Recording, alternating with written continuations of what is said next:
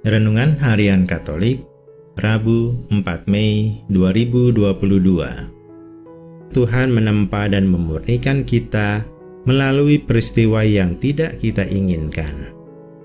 Yesus adalah roti kehidupan sejati. Bacaan pertama. Bacaan dari Kisah Para Rasul. Setelah Stefanus dibunuh, mulailah penganiayaan yang hebat terhadap jemaat di Yerusalem.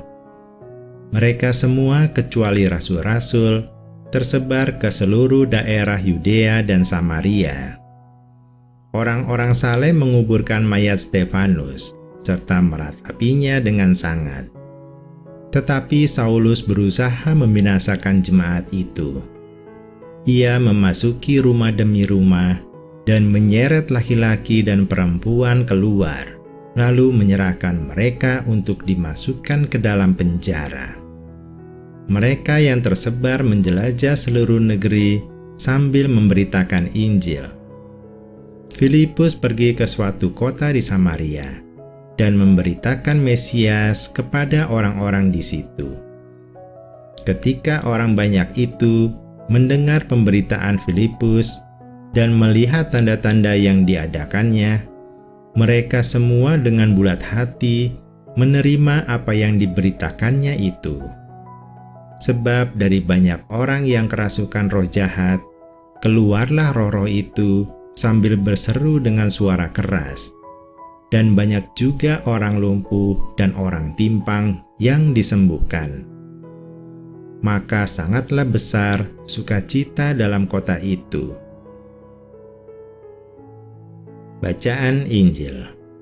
Inilah Injil suci menurut Yohanes.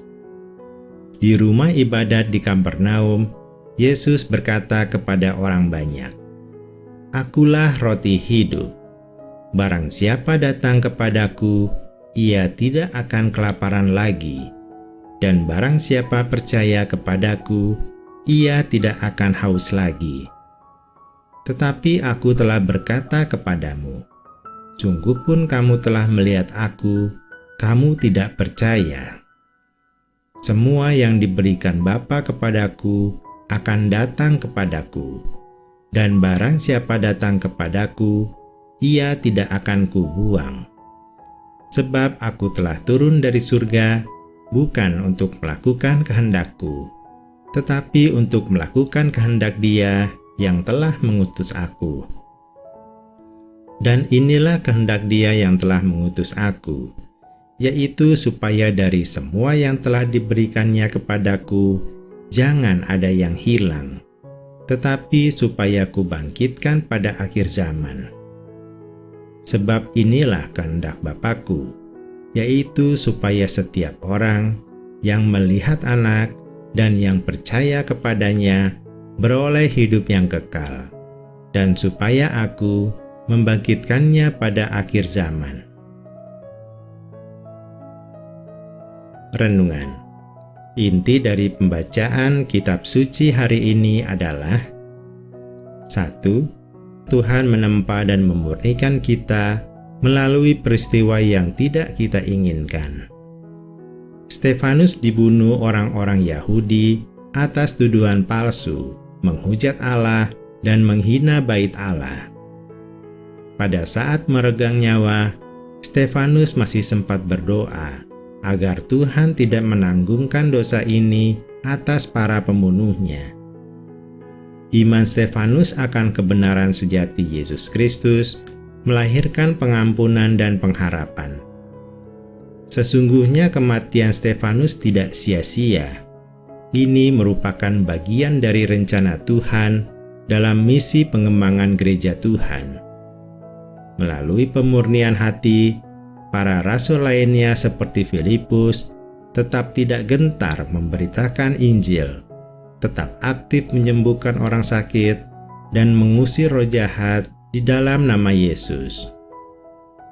Sedangkan Saulus yang menyaksikan pembunuhan Stefanus akan berubah menjadi Paulus yang berbalik menjadi pengikut Yesus yang setia. Kelak Paulus sangat aktif mengabarkan Injil dan menjadi saksi Kristus. Jika Tuhan memakai kematian Stefanus sebagai langkah awal memanggil Paulus, tidak tertutup kemungkinan ia memakai peristiwa yang sedang kita hadapi ini sebagai langkah awal menghantar kita masuk ke dalam kehendak-Nya yang lain. Terkadang Tuhan menempa dan memurnikan kita melalui peristiwa yang tidak kita inginkan. 2. Yesus adalah roti kehidupan sejati. Tuhan Yesus menegaskan bahwa Ia berasal dari surga. Ia adalah roti kehidupan sejati pemberian Allah. Yesus mendorong mereka untuk percaya kepadanya. Percaya kepada Yesus adalah kehendak Allah. Jika orang ingin melakukan kehendak Allah, maka ia harus percaya kepada Yesus. Orang-orang yang percaya kepadanya akan memperoleh kehidupan kekal. Orang-orang percaya juga akan dibangkitkan pada akhir zaman. Yesus adalah roti kehidupan sejati. Dialah jawaban bagi kelaparan rohani kita. Yesus yang kita butuhkan di dalam kehidupan sehari-hari untuk menopang kehidupan kita. Dan Dia adalah jalan menuju kehidupan kekal. Tidak perlu ragu untuk datang kepada Yesus, betapapun banyak dan besar dosa-dosa kita. Yesus tidak akan menolak atau membuang orang yang datang dan percaya kepadanya. Tidak perlu menunggu agar kita lebih baik dan lebih saleh dahulu, baru kemudian percaya kepadanya. Seperti apa adanya kita, Yesus akan menerima kita. Marilah kita berdoa. Ya Tuhan Yesus, kami mau datang kepadamu dan sungguh percaya Engkaulah roti kehidupan sejati. Hanya bersamamu kami tidak tersesat. Kehidupan kami menjadi baik di dalam kasih-Mu. Kami percaya rencana-Mu adalah untuk kebaikan kami. Kami mau mengikuti-Mu, menjadi saksi-Mu yang setia, sehingga boleh mendapat kehidupan kekal bersama-Mu di surga. Amin.